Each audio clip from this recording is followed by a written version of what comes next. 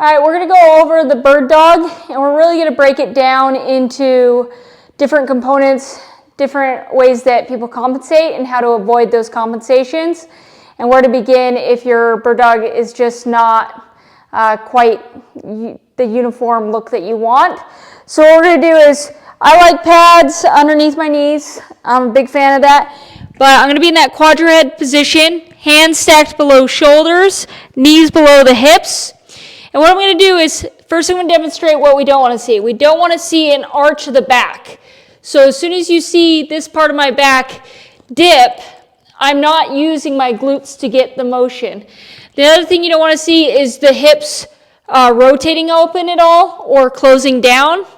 And you don't even want to see like a slant in the back. So what you're going to do is you're going to engage your core. You're going to try to make it so your hips don't even shift. You're going to bring your belly button towards your spine, so engaging that core. You're going to lift up that leg nice and slow using your glutes, kick it back, and you should not feel anything in your low back, and then you're going to come back into starting position. And you're just going to work this until you feel that that motion is stable, and then you're going to switch sides. And this is when it gets hard because you don't want your hips to shift too much when you switch sides. So you're going to engage that core, nice and controlled, kicking that foot back as if you're going to kick a hole in the wall behind you. And then you're going to bring it in nice and controlled. Once you get the legs really dialed in and you're feeling comfortable there, then we're going to try the upper body. So with the upper body, you don't want the weight to shift into one knee versus the other. So core is engaged, and you're going to try to keep as much equal or uniform weight into each knee as possible. And you're going to reach forward.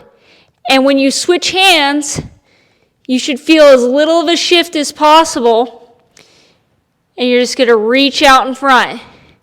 And as you get comfortable and you start to feel that you're getting those motions down, that's when we can start doing the opposite arm, opposite knee.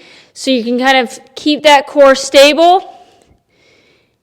And you want nice and straight, no low back arch, no shift of the hips. And then even especially when you switch sides, you're going to see a little shift, but you want it as little as possible.